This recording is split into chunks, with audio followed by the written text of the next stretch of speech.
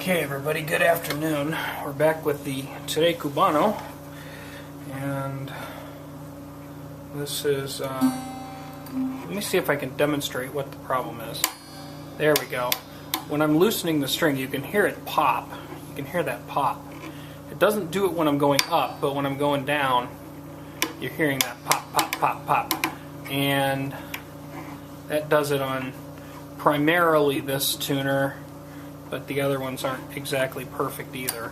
And that popping obviously makes it uncomfortable to try to tune this thing.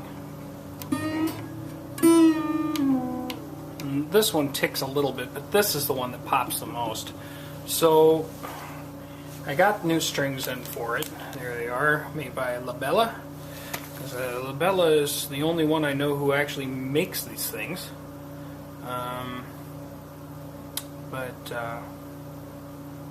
Okay. So what we'll do is we'll take the old strings off, which are kind of a mishmash of various things. And the problem was some of the finer strings, like this one that's an 11 or the one that was a 12 or whatever, they're all screwball.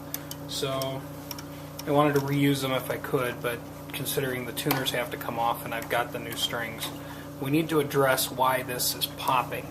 And as best I can tell, I can already see why it's popping. Yeah, I mean, even just trying to loosen it up here like that, it's popping. So, and I'm being called, so I'll see you after I get the strings off. So, let's try to actually hit the right spot so we can see what we're doing.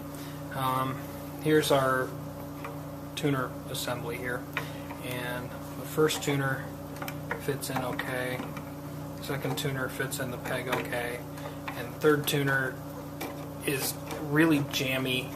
I mean, like really jammy, especially like right in there.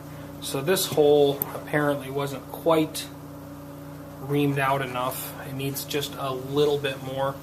I don't know that I necessarily want to run a big fat drill bit through it, but maybe just to use a drill bit in hand and just kind of ream that a little bit, and then we're going to try to, because we don't want these things loose, we want them to, you know, be firm in there, but at the same time they have to have room to move, because if they're pinched, then we end up with what we have now. So this is essentially, it's jamming right in here, and you can actually see the ugly sort of rubby marks in here. So and that's what we're going to try to do. Okay, so this drill bit is essentially kind of like one size smaller than what actually the hole was drilled for, and just running it through like this, you can see I got some little bitty fuzz, but nothing major drilled out here. That seems to have gotten that. Now I can slide that in there without it binding on me. So that seems to have solved what I think was the binding problem. So when we go to string this up, if it's still popping like a son of a gun, you know, we'll know, but I don't think so. And I'm feeling it, and it feels like this, a couple of these, you know, it's just like the way that they all fit together. There was kind of a bind, but this goes on a lot easier than it did. This thing, to take this off was a bleeding nightmare. I mean, it was so jammy up there, it didn't want to come up. So now that we just kind of ran that through there, just to clean out the hole, not even to make it bigger or resize it or anything, that seems to have helped a lot. I think while I have it apart, we'll just, like I say, we're not reaming the holes any bigger, we're just kind of cleaning the junk out of them. We'll try to do the other ones here. You know, just to ream the crud out of them. I'm wondering if these were drilled and then they shot the finish, and when they shot the finish it made the hole just that much smaller. You know, we're talking just 1/64 of an inch or whatever, and could have caused the binding. But just running this bit through here by hand, you know, you can tell there's not much torque. That seems to have helped immensely in loosening this stuff up. And this one, this side's binding again up here. This hole up here was not drilled as big. Deal.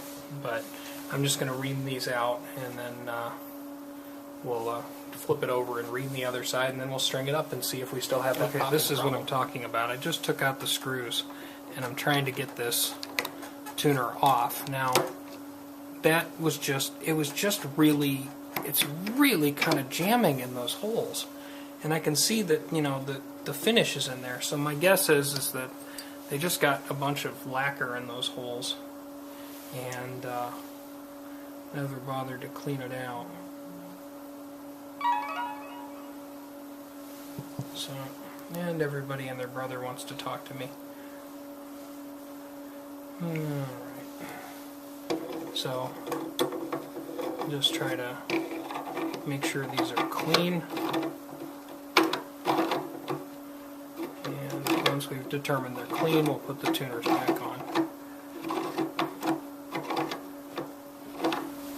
Okay, so I've gotten all of these reamed out, and effectively the whole, it was 25/64 in the case of here.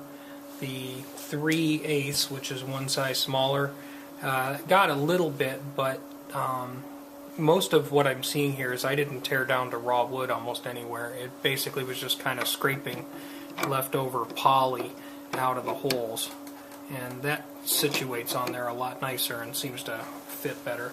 I can see a little, there's a drip from poly here, so I'm going to guess, despite this being a US made instrument, I'm thinking this is a individual who builds these in his basement or something.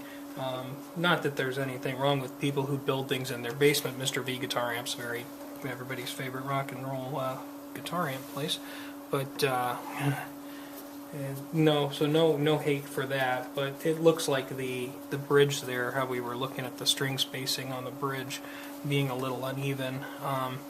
It actually looks like that was hand drilled also, and maybe whomever was making these isn't being quite as precise and could improve what they do by using maybe a jig, just to be more accurate every time. But I don't think this instrument is necessarily a piece of junk. I just think that there are ways to improve. So anyway, we're going to put the strings back on, and we'll see if our popping issue up here at our tuners is cured. Okay, so I don't know if it actually recorded the last thing, but I reamed the holes out here just a little bit bigger, to 23/64, I think, 25/64, which didn't seem to really even get to the wood. It more or less just kind of cleaned out extra poly. There's a drip of poly over here, so I think they were just a little bit too generous with the poly when they made them. Where I ran out of time on my camcorder's memory, so I erased a little bit. I don't know if I'm being redundant.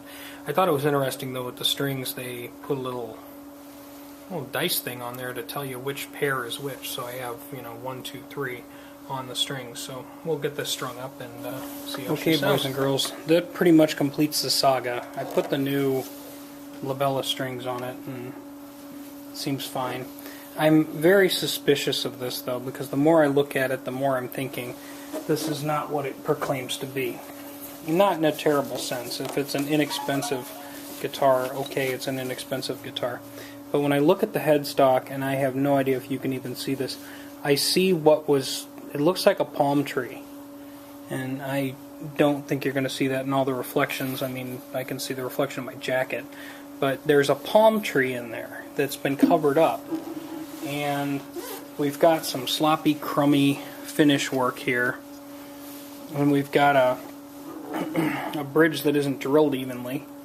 Let's see if you can see. There's less gap here than there is there. Maybe that's normal. And it looks like on the bridge itself, let's see if we can actually shoot the angle here. I see other places that look like holes might have been hit with wood filler. So I'm wondering if this was a inexpensive classical guitar from Shanghai that somebody repurposed and called their own. I don't know. Anyway, it's fixed. I'm done. I can turn the tuners now, and they don't bind like they did. They'll creak a little bit, but they don't bind, so I'm not getting the, where it's jumping notes. It's smooth now. So, hooray. Thanks for watching. Have a great day. Bye.